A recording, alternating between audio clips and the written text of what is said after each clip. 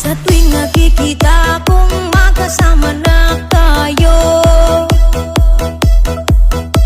naiinis ako't nasisira ang